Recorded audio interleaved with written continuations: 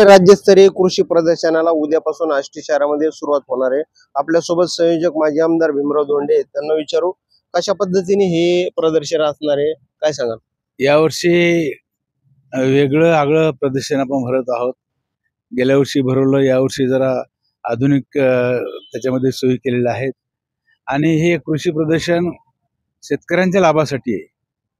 आष्टी तालुका, त्याप्रमाणे पाटोदा, शिरूर, जामखेड, कर्जत, श्रीगोंदा, पाथर्डी या तालुक्यातील अनेक शेतकऱ्यांनी गेल्या वर्षी भेटी दिल्या होत्या आणि त्यांनी काही सूचना केल्या होत्या।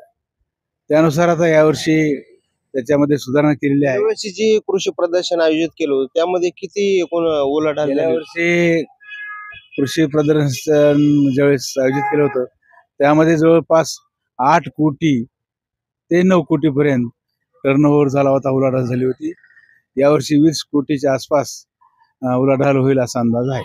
कोण कोण विशेष मान्यवर कोणाच्या हस्ते उद्घाटन? यावर्षी आपल्या जिल्ह्याचे पालकमंत्री धनंजयराव मुंडे जे कृषी मंत्री पण आहेत, माजी पालकमंत्री पंकजाताई मुंडे, पद्मश्री डॉक्टर पोपटराव पवार यांना या ठिकाणी बोलावलेलं काय चांगलं। आव्हान करण तालुक्यातील आणि परिसरातल्या तालुक्यांना या प्रदर्शन भरवण्यासाठी? आपल्या परिसरातील अनेक तालुक्यातील, नगर व बीड जिल्ह्यातील सर्व शेतकऱ्यांनी या प्रदर्शनाचा लाभ घ्यावा।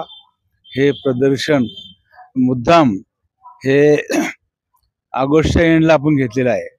रब्बी हंगाम आणखी सुरू व्हायचा आहे। या प्रदर्शनाचा लाभ घेतल्यानंतर रब्बी हंगामामध्ये शेतकऱ्यांनी त्याप्रमाणे पिकांची लागवड करावी असा त्याच्या पाठीमागचा हेतू आहे। साधारणतः किती शेतकरी हे पाहतील असा अंदाज? साधारणपणे यावर्षी 1.5 लाख शेतकऱ्यांनी यावं आणि प्रदर्शन पाहावं अशी अपेक्षा आहे।